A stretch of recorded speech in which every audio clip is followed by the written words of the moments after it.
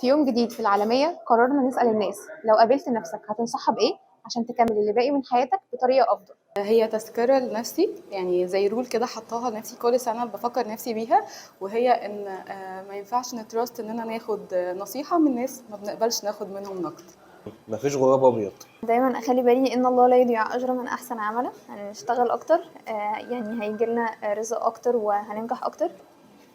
ما تفكرش كتير في اللي فات لانك مش هتغيره، هو كده كده مفروض، ممكن تتعلم منه بس ما تفكرش فيه كتير. ان انا ما هبطل اقول لنفسي كلام سلبي، ما عادش هقول لنفسي كلام سلبي، وان شاء الله اللي جاي كله بتاعنا. اقول لنفسي ان انا محتاج اطور منها واعلي امكانياتها واتعلم حاجات جديده تفيدني قدام في حياتي، في شغلي، في علاقاتي مع الناس. اتمنى ان انا في الفتره الجايه اطور كتير على اللي انا فيه حاليا واتعلم حاجات جديده تكون احسن ليا بعدين. هنصحها بالحاجه اللي الدكتور بتاعي كان قالها لي من فتره ايام الجامعه. كنت بحكي له حاجه يعني، فقال لي يا ريج انت بعد ال 25 اول حاجه هتغير حياتك ان انت تاخدي نفسك كده وتطبطبي عليها وتصاحبيها، فان انت تصاحب نفسك هي اول حاجه ان انت تغير حياتك. احب اوجه رساله لنفسي واقول لها ان زي ما اتعلمنا السنين اللي فاتت دي كلها في الفتره اللي اشتغلنا فيها سوا،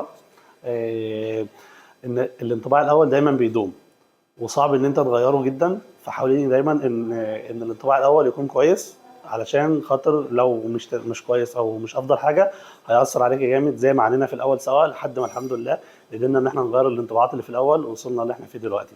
وكل ما تحاول او كل ما تحس ان انت وصلتي ان انت مش قادره تكملي، افتكري الاقساط اللي علينا.